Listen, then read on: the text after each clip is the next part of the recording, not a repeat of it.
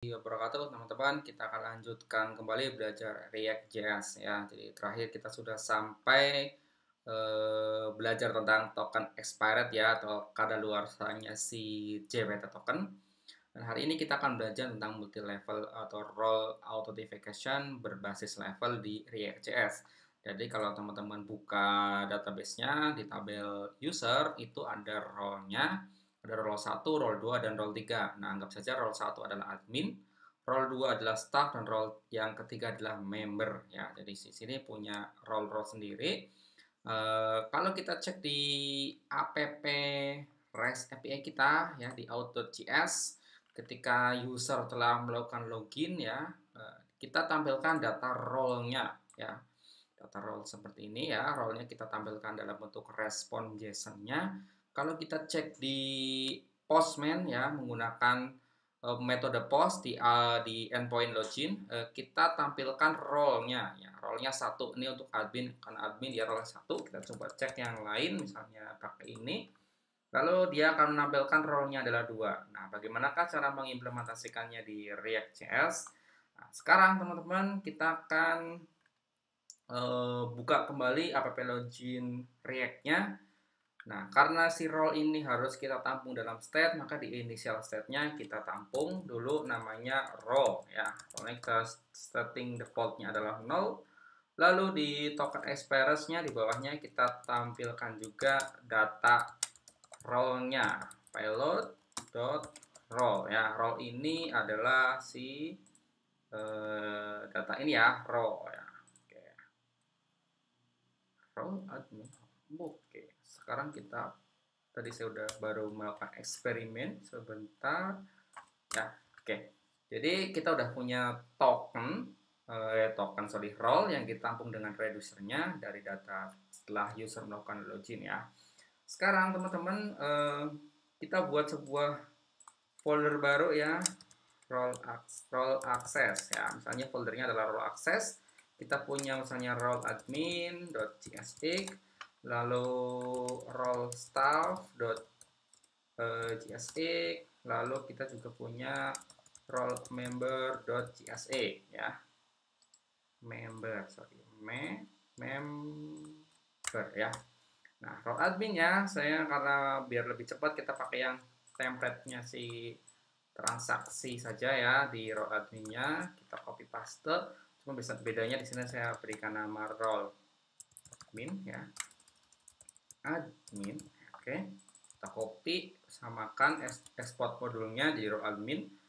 Kita di sini adalah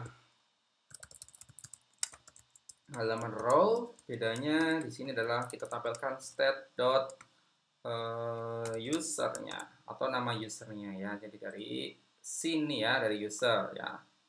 Kemudian role-nya saya juga tampilkan state.role ya. Oke, yaitu nah ini ya, saya tampilkan seperti ini. Saya copy data ini, saya buat di role member juga. Di sini saya buat member ya, member terus di bawahnya member sama ya. Ini ya sama, kemudian di staffnya kita copy saja. Cuma bedanya adalah di sini adalah nama function hook-nya adalah role staff ya, role staff. Jangan lupa yang di bawahnya juga role staff ya. Oke, out context-nya kita panggil ulang ya, out context. Saya hapus dulu karena dia berada di dalam subfolder ya, out context ya, jadi double sub ya. Nah, jangan lupa kita copy paste juga di sini ya, di sini. Lalu di member juga di sini. Biar nggak error. Oke. Sekarang kita udah punya 3 halaman, yaitu role admin, role member, dan role staff. Kita berarti setelah user melakukan login, di sini ada dia diperintahkan redirect ke halaman dashboard ya. Jadi kan ada props history.push garis miring halaman dashboard. Kalau kita cek di app.js, halaman dashboard itu dia mengarah ke home komponen gitu ya. Jadi di home komponen ini ya, nanti kita akan buat kondisional atau redirect ke halaman-halaman tertentu ya. Oke, jadi sekarang kita ke AppJS dulu, kita buat 3 router yang berbeda ya, ada admin, ada staff, dan ada member gitu ya. Jadi admin di sini adalah role-nya, role admin, kemudian role staff, member adalah role member ini ya. Oke, masih ada error, nggak ada error. Nah, sekarang kita ke halaman dashboardnya, berarti yang home component ini. Jadi karena kita udah memanggil state ya, jadi kita buat kondisional juga ya. Jadi ketika state.role-nya sama dengan 1, kita akan return-kan atau redirect-kan ke halaman admin ya. Kemudian ketika si state.role-nya adalah 2 ya, maka kita bisa arahkan ke halaman staff ya. Kemudian ketika ketiga berarti dia halamannya adalah halaman member. Oke, kita cek, kita login ya, kita login. Sekarang kita coba yang admin dulu ya, admin@gmail.com ya, 123 ya, kita admin@gmail.com, kita coba login ya. Ya, halaman role 1 yaitu adminnya namanya admin Hadi. Oke, ketika kita coba yang nomor 2 yaitu Andika ya, coba Andika.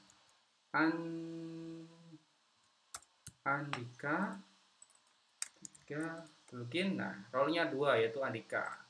Lalu yang ketiga kita coba cek yang member@gmail.com ya. member@gmail.com. Oke, kita coba 1 2 3 sama ya, membernya adalah Dani atau member ketiga. Sama ya. Oke. Boleh seperti ini atau mungkin kita langsung arahkan ke sini aja yang role apa namanya? Role 3-nya ya. Satu lagi. Role-nya adalah 3. Dia akan kembali ke member nah, seperti ini. Kita coba. Oke, login ya, member@gmail.com 123 login. Nah, ini membernya adalah role 3. Lalu kita juga bisa membedakan menu-menu ini ya. Misalnya kita buat menu baru ya. Misalnya kita buat menu komponen. Misalnya kita buat halaman 1 kan folder aja. Menu ya, menu ya. Jadi kita buat satu buah menu yaitu menu admin. Menu admin .csx, oke. Menu staff.csx, oke. Satu lagi namanya menu member.csx. Tarik name biar enak bacanya, oke, seperti ini. Nah, menu-menu ini kan berada di menu komponen ya. Jadi ini adalah menu dia untuk user yang belum melakukan login adalah menunya adalah ini ya. Kita coba bikin menu dulu ya, menu publik ya .csx, oke. Kita menu komponennya saya copy dari div-nya, oke, dari sini menu publik, oke, RFC menu publik saya returnkan di sini ya.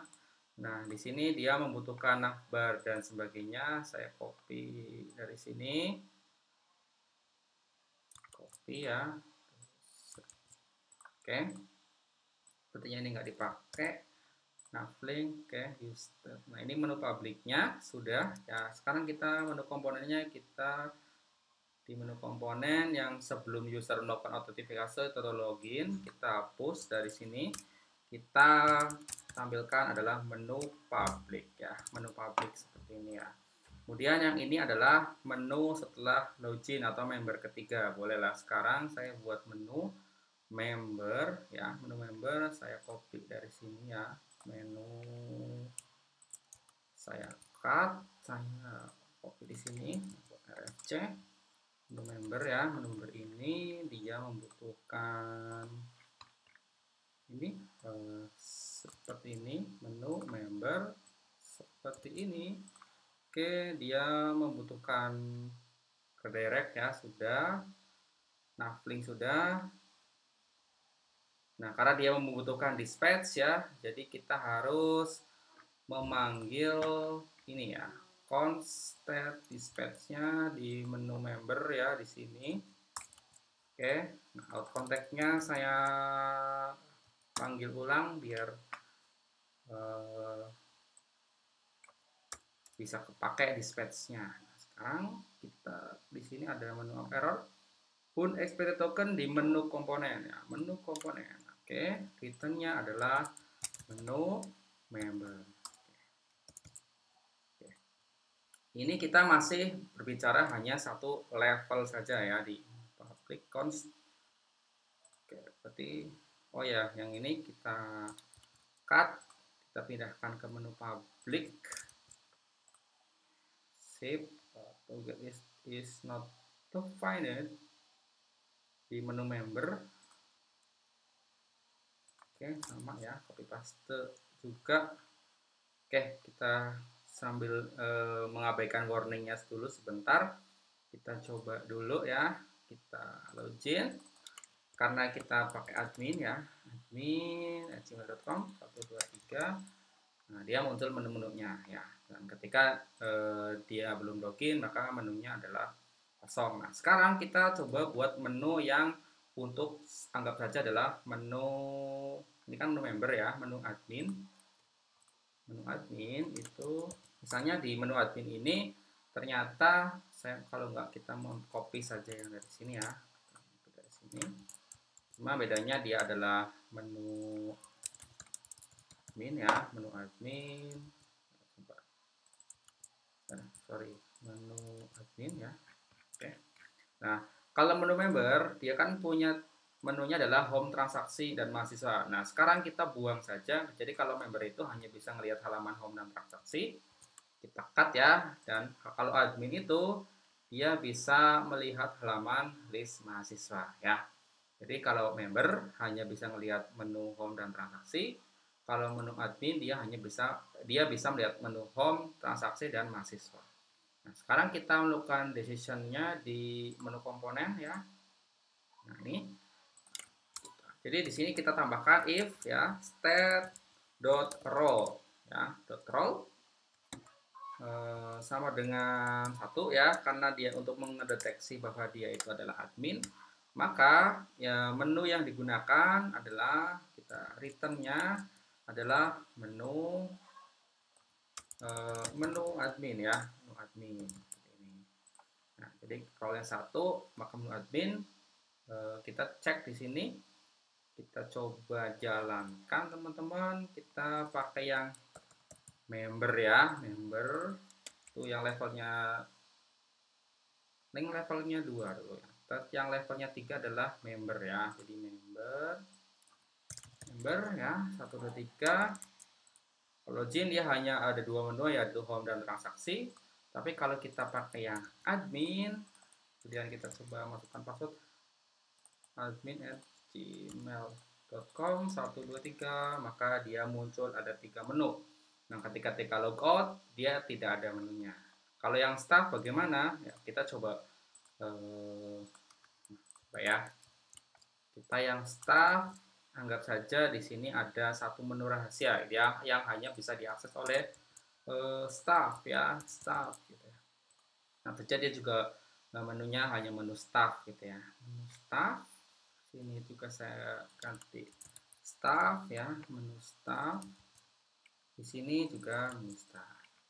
Lalu di menu komponennya, nah kita bikin kondisional lagi yaitu pakai else if ya, ketika role-nya adalah 2 maka dia diarahkan ke menu staff ya. Coba nggak menu staff. Menu staff. Kita import menu staff ya from menu menu start. Oke, sudah, sip ya. Oke, sekarang kita hapus warningnya, yaitu di menu member use set. Ini nggak dipakai ya. Oke, kita hapus.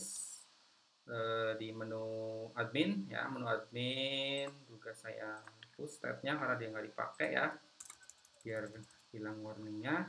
Lalu di menu staff, sama di menu staff saya juga hilangkan staffnya, state-nya ya. Lalu di menu komponen ya, di sini yang seperti ini dia nggak kepake ya, React step-nya saya hapus saja. Di sini juga use state-nya nggak dipakai, jadi hanya yang menggunakan use contact, dan ini juga dispatch-nya nggak dipakai. Lalu di menu public use context-nya nggak kepake, lalu button-nya nggak dipakai. Terus lagi navlink di menu komponen, navlink nggak kepake ya di sini. Oke, mantap ya. Sekarang kita coba login dengan tiga level user yang berbeda, yaitu satu misalnya admin ya, admin @gmail.com. Kita coba login dengan admin. Dia punya 3 menu, dia role-nya 1. Lalu ketika dia staff ya, staff @gmail.com ya, kan dia role-nya adalah 2. Kita login, dia masuk ke halaman role 2, staff Juna misalnya, dan dia ada menu khusus staff. Lalu kalau ketiga itu member yang punya level 3 yaitu member @gmail.com, maka dia hanya punya 2 menu dan dia punya role 3 member. Nah, jadi di sini kita bedakan berdasarkan role-role yang ada di sini ya, teman-teman ya. Jadi kalau role 1 dia akan diarahkan ke halaman admin, 2 dia ke halaman staff, dan 3 dia akan diarahkan ke halaman member. Nah, kalau di luar 1, 2, dan 3 berarti dia nggak punya akses ya, berarti dia adalah orang yang sifatnya member yang sifatnya public ya, jadi dia nggak bisa mengakses menu-menu tertentu yang ada di sini. Oke, itu teman-teman tentang multi level user atau role autentifikasi di React.js ya. Semoga bermanfaat. Sampai jumpa di tutorial React.js berbahasa Indonesia berikutnya.